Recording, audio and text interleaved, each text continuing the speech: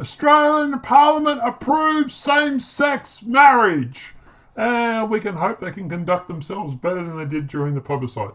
Same-sex marriage will become legal in Australia after a historical bill was passed in the House of Representatives.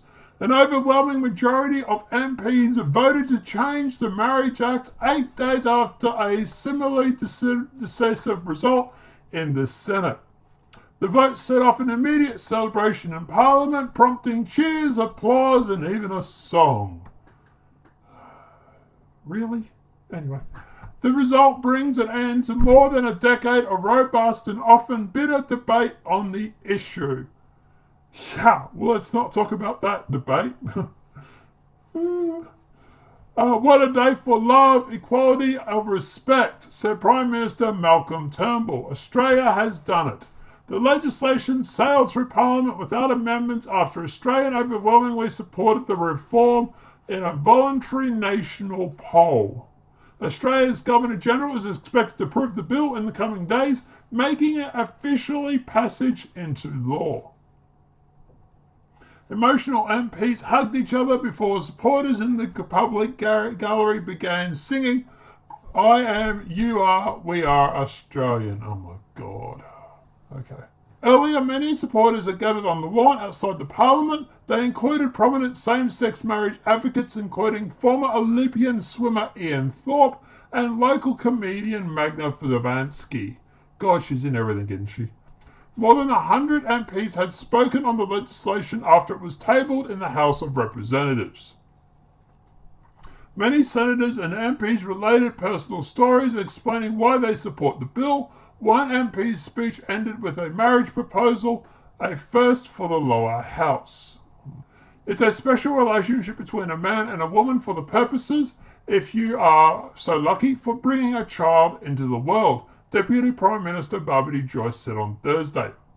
Hewitt Griffith, BBC News, Sydney correspondent. This is a big moment for Australian politics, the circulation of more than a decade of debate and indecision. For a long time, the issue of same-sex marriage was seen as too difficult and too diverse, and so it was hid into the long grass. Campaigners watched with frustration as other countries, not least including neighbouring New Zealand, made gay marriages legal. There was a feeling, confirmed by the result of the postal survey, that Australia's lawmakers had failed to keep up with public opinion. Look, at the end of the day, that public plebiscite, it was only 61% people. Okay, let's not go flowing.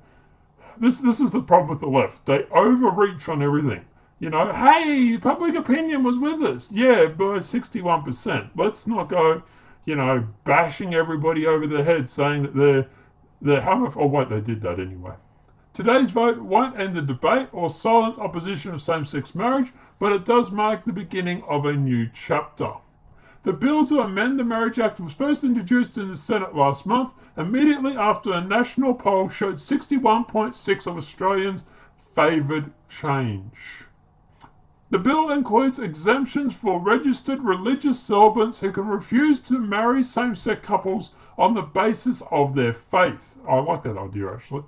Some conservative politicians had sought to extend exemptions to others, such as non-religious celibates and businesses, but those proposals failed.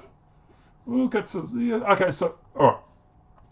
So, dealing with that, for example, if I go into someone's house and I ask them to make me a cake, and I'll pay them, they can say no.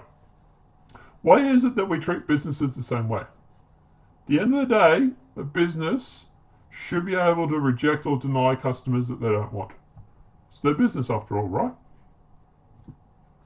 When will the first wedding happen? The bill will require royal assent from the Governor-General Peter Cosgrove in what's considered a formality.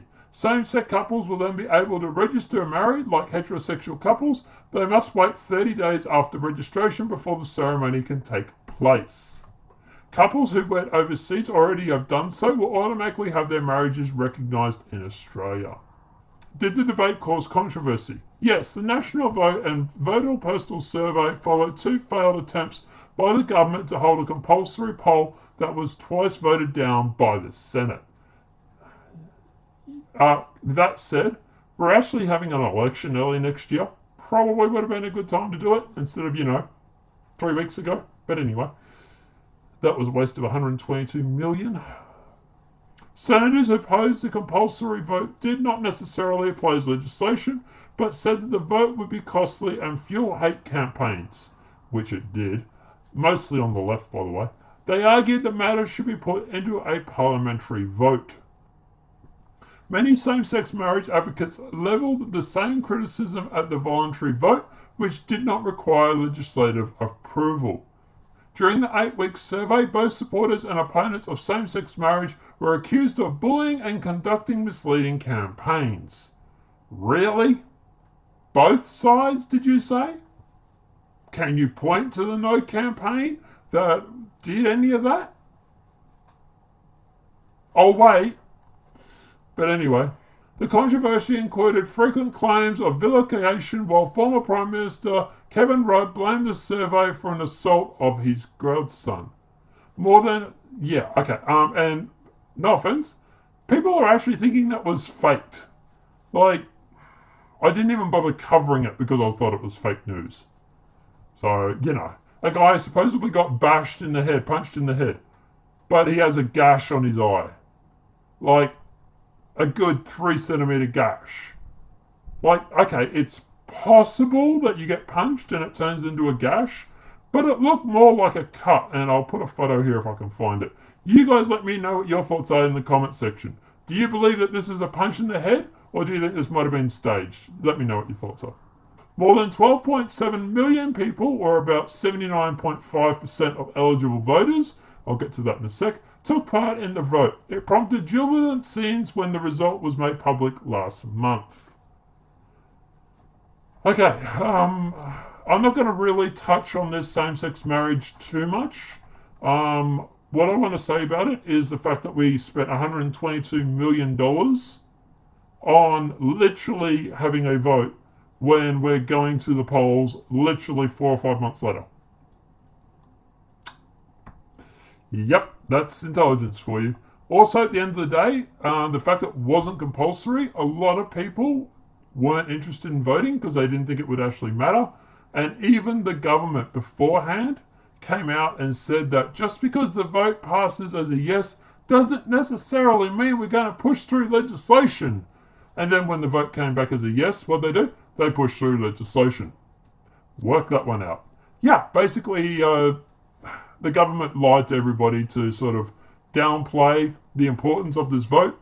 And then when people didn't vote, they're like, I thought this wasn't going to be legislative. But anyway, regardless. So guys, let me know what your thoughts are in the comment section below. Are you against same-sex marriage, or did you support it? Let me know what your thoughts are and why. Also guys, if this video has been helpful, please smack a like. If you're new to the channel, welcome and subscribe. And apart from that guys, I'll see you in the next demonetized video from YouTube. Have a great day and enjoy.